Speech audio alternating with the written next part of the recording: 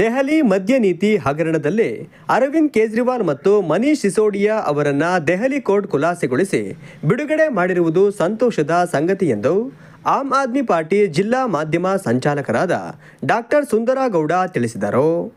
ಸರಿ ಮಾತಾಡಿ. ದೇಶದ ಏಕಮಾತ್ರ ಭ್ರಷ್ಟಾಚಾರ ನಿವಾರಣೆ ಮಾಡಲಿಕ್ಕೆ ಹೊರಟ ಪಕ್ಷ ಆಮ್ ಆದ್ಮಿ ಪಕ್ಷ. ಇಂಥ ಪಕ್ಷವನ್ನೇ ನಮ್ಮ ಮಿತ್ರ ಪಕ್ಷಗಳು ಅಂದರೆ ಉಳಿದ ದೇಶದ ಎಲ್ಲ ಪಕ್ಷಗಳು ಮಿತ್ರರಾಗಿ ಕಾಣುವ ಬದಲಿಗೆ ಅವರನ್ನು ವೈರಿಗಳಾಗಿ ತಗೊಂಡ್ಬಿಟ್ಟು ಯುದ್ಧವನ್ನೇ ಮಾಡಲಿಕ್ಕೆ ಹೋಗಿ ಸುಳ್ಳು ಆರೋಪ ಅಂದರೆ ಭ್ರಷ್ಟಾಚಾರದ ಸುಳ್ಳು ಆರೋಪದ ಮೇಲೆ ಅವರನ್ನು 4 ವರ್ಷದ ಒಂದು ಕೇಸ್ ಹಾಕಿ 6 ತಿಂಗಳು ಒಬ್ಬ ಮುಖ್ಯಮಂತ್ರಿಯನ್ನು ಜೈಲಲ್ಲಿ ಇಟ್ಟಿರುವುದು ನಿಜವಾಗ್ಲೂ ಪ್ರಜಾಪ್ರಭುತ್ವದಲ್ಲಿ ಇದು ಮಾರಕ ಶಕ್ತಿಯಾಗಿ ವೈರತ್ವವನ್ನು ಬೆಳೆಸುವ ಬದಲು ನಾವು ಮಾನವ ಶಕ್ತಿಯಾಗಿ ಮಾನವೀಯತೆಯನ್ನು ವಿಶ್ವಧರ್ಮವಾಗಿ ಸಾರಬೇಕಾದ ಇವತ್ತು ರಾಜಕೀಯ ಪಕ್ಷಗಳು ಭ್ರಷ್ಟಾಚಾರವನ್ನೇ ಬೆಳೆಸಿಕೊಂಡು ದೇಶದ ಸಾಲವನ್ನು 200 ಲಕ್ಷ ಕೋಟಿಗೂ ಹೆಚ್ಚಿಸಿ ಮಾಧ್ಯಮ ಹೇಳಿಕೆ ನೀಡಿರುವ ಅವರು ಬಿಡುಗಡೆ ಮಾಡಿರುವುದು ಸ್ವಾಗತ. ಆದರೆ ಇಷ್ಟು ದಿನ ಅವರನ್ನು ಜೈಲಿನಲ್ಲಿ ಇಟ್ಟಿರುವುದನ್ನು ಆಮ್ ಆದ್ಮಿ ಪಾರ್ಟಿ ತೀವ್ರವಾಗಿ ಖಂಡಿಸುತ್ತದೆ.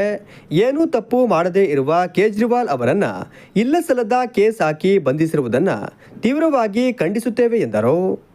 ಜಾತಿಯ ಆಧಾರದ ಮೇಲೆ ರಾಜ್ಯವನ್ನು ಆಡ್ತಾ ನೀತಿವಂತರನ್ನು ಮತ್ತು ನ್ಯಾಯವಂತರನ್ನು ಸತ್ಯವಂತರನ್ನು ಜೈಲಲ್ಲಿಟ್ಟು ಎಷ್ಟು ದಿನ ರಾಜಕೀಯ ಮಾಡ್ಬೋದು ಅನ್ನುವಂಥದ್ದಕ್ಕೆ ಸಾರ್ವಜನಿಕರೇ ಮುಂದಿನ ಚುನಾವಣೆಯಲ್ಲಿ ಉತ್ತರ ನೀಡಬೇಕಾದ್ದು ಪ್ರತಿಯೊಬ್ಬ ಮತದಾರನ ಕರ್ತವ್ಯವಾಗಿದ್ದು, ಮತದಾರರು ಅನೇಕ ಸಂದರ್ಭಗಳಲ್ಲಿ ಭ್ರಷ್ಟಾಚಾರರಾಗಿರುವಂಥದ್ದು ಎದ್ದು ಕಾಣುವ ಈ ಸಂದರ್ಭದಲ್ಲಿ ನಾವೆಲ್ಲರೂ ಒಟ್ಟಾಗಿ ಭ್ರಷ್ಟಾಚಾರವನ್ನು ಬುಡ ಸಮೇತವನ್ನು ಕಿತ್ತಾಕಲಿಕ್ಕಾಗಿ ಭ್ರಷ್ಟಾಚಾರದ ಮತದಾರರನ್ನು ನಾವು ತಿರಸ್ಕಾರ ಮಾಡಬೇಕು. ಮುಂದಿನ ದಿನಗಳಲ್ಲಿ ನಾವೆಲ್ಲರೂ ಸ್ವಚ್ಛ ರಾಜಕೀಯಕ್ಕಾಗಿ ನಮ್ಮ ಮತವನ್ನು ನೀಡಬೇಕು ಅಂತ ಈ ಸಂದರ್ಭದಲ್ಲಿ ಹೇಳ್ತಾ, ರಾಜಕೀಯವಾಗಿ ಅರವಿಂದ್ ಕೇಜ್ರಿವಾಲ್ ಇವತ್ತು ಸೋತಿಲ್ಲ.